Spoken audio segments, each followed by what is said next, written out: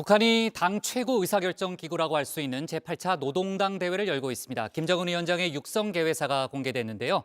경제 발전 목표가 엄청나게 미달했다. 사실상 실패를 자인하는 내용이 담겼습니다. 한편 조금 전에 지신 반장하고 얘기했지만요. 이란에 억류된 우리 선박과 관련해 현지 교섭을 벌일 우리 정부 대표단이 이르면 오늘 밤 이란으로 출발합니다. 이란 정부는 외교 문제가 아니니까 오지 말라 이렇게 불만을 드러냈는데요. 관련 소식을 신혜원 반장이 정리했습니다. 네, 오랜만에 드디어 돌아왔습니다. 신반장이 전하는 글로벌 뉴스 신세계 시간입니다. 오늘 다뤄야 할 외교안보 소식이 참 많은데요. 오랜만에 북한 이야기부터 해보겠습니다. 이 시각 노스룸입니다.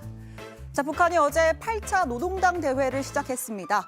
노동당 최대 정치 행사로 2016년 7차 대회 이후 무려 5년 만입니다. 자, 이런 중차대한 자리에서 김정은 위원장은 매우 이례적으로 경제 실패를 인정하는 발언을 했습니다. 국가 경제 발전 5개년 전략 수행 기간이 지난해까지 끝났지만 내세웠던 목표는 거의 모든 부문에서 엄청나게 미달하였습니다. 김정은 위원장은 북한의 최고 존엄이자 무오류의 존재입니다. 그런 그가 그냥 미달도 아닌 엄청나게 미달 또는 최악 중의 최악으로 계속된 난국, 쓰라린 교훈 같은 표현까지 썼는데요. 할아버지, 아버지와는 다른 종류의 리더십을 보여주겠다는 의미일 수도 있고요. 또 그만큼 현재 북한이 처한 상황이 심각하다는 걸 암시하는 걸 수도 있습니다. 방치하면 더 큰 장애가 되는 만큼 단호한 대책을 세워야 한다고도 강조했는데요. 인정할 건 인정하고 한시라도 빨리 위기를 벗어날 자구책을 찾자 이렇게 독려한 것으로 보입니다. 지난 한 해 전례 없이 장기화된 사상 초유의 세계적인 보건위기 상황 속에서도 어려움을 완강히 이겨내면서 방역의 안정적 형세를 시종일관 철저히 보장하였으며 이 코로나 상황을 언급한 것으로 보이죠. 북한은 공식적으로는 코로나19 확진자가 단 한 명도 나오지 않았다라고 주장하고 있습니다. 하지만 전 세계로 번진 바이러스가 북한만 피해갔을 리 없다는 합리적인 의심이 들 수밖에 없죠. 월스트리트 저널에 따르면 북한이 비정부 기구인 세계 백신 면역 연합 가비에 코로나19 백신을 받기 위한 신청서를 제출했다고 하고요. 또 최근 몇 주 사이에 유럽 국가의 대사관에 백신 확보 방안을 문의했다고 합니다. 우리가 얼마나 많은 도전들을 이겨내며 여기까지 왔습니까?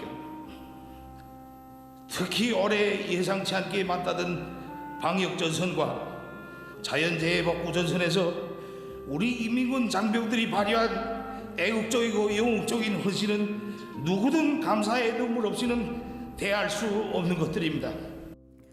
북한은 비상방역법에 따라 방역 등급을 1급과 특급, 초특급 3단계로 나눴는데요. 지금은 초특급 상황입니다. 국경 지역의 육해공을 모두 봉쇄하고 모임 중지, 등교 금지, 우리로 치면 거리두기 3단계를 실시하고 있는데요. 국회 정보위 국정원 보고에선 바닷물이 코로나로 오염되는 것을 우려해 어업까지 금지시켰다라는 이야기도 나왔습니다. 지난 8월 신의주 세관에서 물자 반입을 해서 처형이 됐다고 하고요. 그다음에 김정은이 약간 좀 비이성적 대응이 있다는 것이고, 그래서 과잉 분노 표출이 있고 상식적이지 않은 조치를 지금 내놓고 있다. 예를 들어서 환율이 급락했다는 이유로 평양의 거물 환전상을 처형했다. 10월 말에. 자, 어제 노동당 대회 현장에는 당 지도부와 각 조직 대표자 5,000명, 또 방청객 2,000명을 포함해서 약 7,000명이 운집했습니다. 하지만 마스크를 쓴 사람 보이지 않고요. 또 좌석도 한 칸 거리두기 없이 빽빽하게 채워 앉았습니다. 이 초특급 단계 방역과는 다소 어울리지 않는 풍경인데요. 가장 숭고한 경의와 최대의 영광을 삼가 드립니다.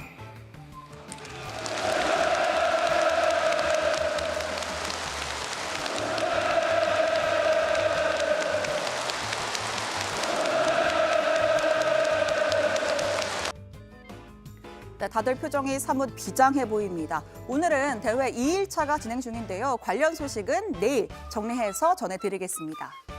자, 벌써 발제가 끝이냐고요? 그러면 신세계라고 할 수가 없겠죠. 자, 이번엔 대륙을 한번 건너가 보겠습니다.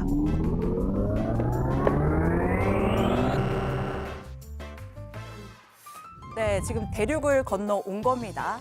다 왔습니다. 자, 지금 제가 도착한 곳 중동입니다. 지금부터는 이 시각 중동룸입니다. 자, 지난 4일 중동의 화약고로 불리는 호르무즈 해협에서 이란 혁명수비대가 우리 유조선을 납포했습니다. 이란은 이 배가 바다를 오염시켰기 때문이라는 이유를 댔지만 이걸 고지고대로 믿는 사람은 아마 없을 겁니다. 우선 그 환경 오염 관련된 너희들 갖고 있는 모든 자료를 좀 달라. 취약하게 있을 거 아니냐. 여러 가지 좀 달라고 했는데 그게 이제 없다.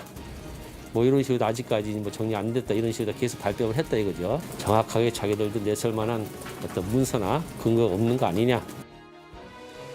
핵심은 돈으로 보입니다.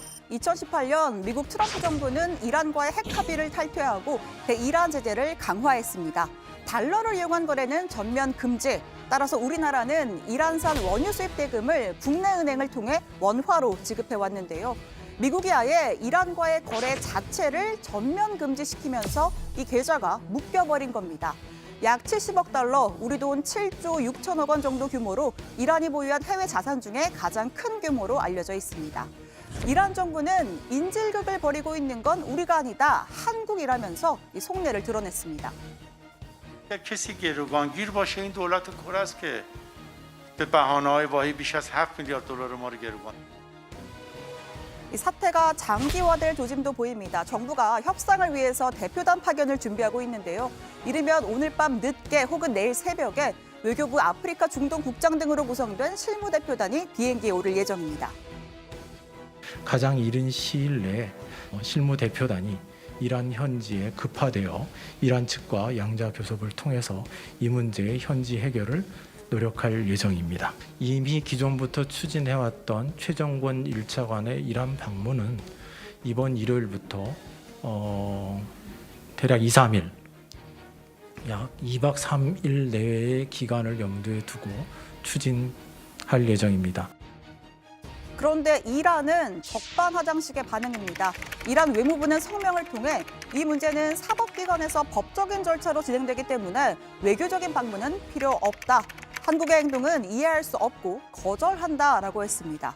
향후 있을 최종건 외교부 1차관의 방문에 대해서도 그건 이미 논의했던 방문이고 이번 사안과는 관련이 없다라고 선을 그었습니다. 이 납포 문제는 면담 안건에 올릴 생각이 없다라는 의미로 보이는데요.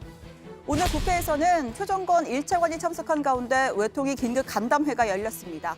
정부 대처에 대한 비판이 일각에서 나오기도 했지만 여야는 무엇보다 한국 선원 5명을 포함한 20명의 무사 귀환을 위해 초당적으로 협력하기로 했다고 밝혔습니다. 자, 관련 소식 들어가서 더 이야기해보겠습니다. 오늘 청와대 발제는 2가지로 정리합니다. 실패 인정한 김정은, 경제 목표 엄청나게 미달. 자, 두 번째는요, 정부 선박 억류 이란의 대표단 파견입니다.